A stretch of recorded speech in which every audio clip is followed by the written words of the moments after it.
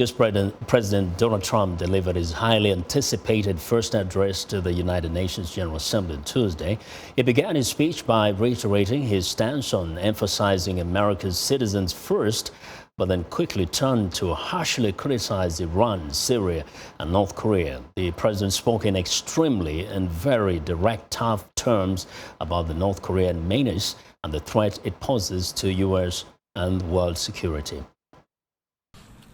If the righteous many do not confront the wicked few, then evil will triumph.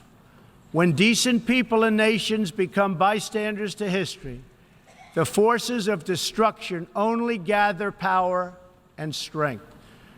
No one has shown more contempt for other nations and for the well-being of their own people than the depraved regime in North Korea.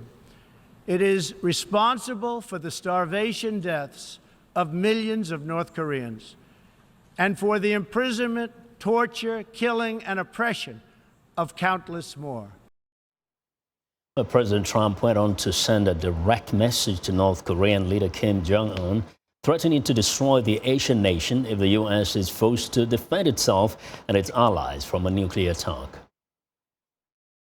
The United States has great strength and patience, but if it is forced to defend itself or its allies, we will have no choice but to totally destroy North Korea. Rocket Man is on a suicide mission for himself and for his regime. The United States is ready, willing, and able, but hopefully this will not be necessary. That's what the United Nations is all about. That's what the United Nations is for.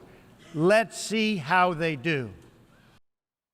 Well, Nigerian president also spoke at the UNGA, talking about the multiple fronts the UN is spearheading to help countries and people in need.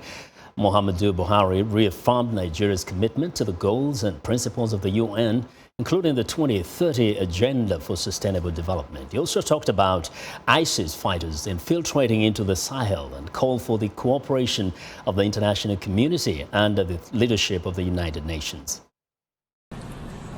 This will require strong United Nations cooperation with regional organizations such as the African Union in conflict prevention and management. The United Nations should continue to take primary leadership of the maintenance of international peace and security by providing, in a predictable and sustainable manner, adequate funding and other enablers to regional initiatives and peacekeeping operations authorized by the Security Council. Well, for more insights on Donald Trump's tough talking address, let's go live to United Nations, where viewers Margaret Besheer is standing by. Now, Margaret, the president talked about other things, but it looks like his aggressive speech appeared to be aimed directly at the leadership in North Korea, Iran, and Syria, right? That was a very unambiguous message he sent to the Rocket Man, definitely. Kim Jong-un is on notice. Yes. And now, in terms of the expectations, there might have been other things that people wanted to hear the president talk about, some of the issues that have been of concern to world leaders. Did that come through besides this? Well, I think leading up to the speech, usually the first time a U.S. president speaks here, there's a lot of excitement. I've been here for all of President Obama's administration, and people were always really excited to hear from him, especially his first year. It was absolute madness here. But I think this year people were a little anxious about what they might hear from Donald Trump because he's a bit of a wild card, so to speak. And so I think some people will be relieved. He stuck to the teleprompter. He delivered a very presidential confidential, dignified speech, but at the same time, they're going to be a little concerned about some of the content. Threatening to totally destroy another UN member state is strong language indeed. His language on the Iran nuclear deal, calling it a big embarrassment for the United States, hinting that he may not recertify it next month when it comes up for that in the U.S. He could try and pull the U.S. out of that deal. We did not hear from him about climate change. That's a big issue a lot of countries were waiting to hear about. The U.S. has indicated with the new administration that it plans to pull out of the Paris Accord. They're waiting for confirmation of this. There's been some back and forth on it in the last few days in the media here from U.S. officials. So no decision either way from Mr. Trump today on climate change. We didn't hear him criticize Russia. You know, Russia has been a big story in the United States. The Russians meddled in our elections.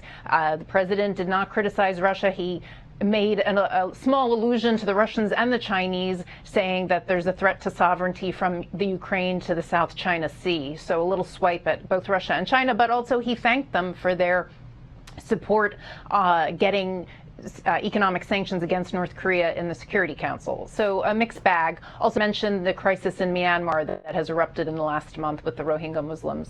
In a few seconds, how about the African leaders? Buhari spoke there, and later on, Ellen Johnson. What stood out? Well, I thought President Buhari still looked a bit weak, not fully recovered, maybe very thin and labored in his speech. He did talk about North Korea, and he suggested that a UN Security Council delegation should go to Pyongyang and talk to Kim Jong-un because this is such a serious crisis. And he also addressed the Myanmar situation. Nigeria has a large Muslim population, and he called for an end to the ethnic cleansing there. Well, Margaret, thank you very much as always. Thank you.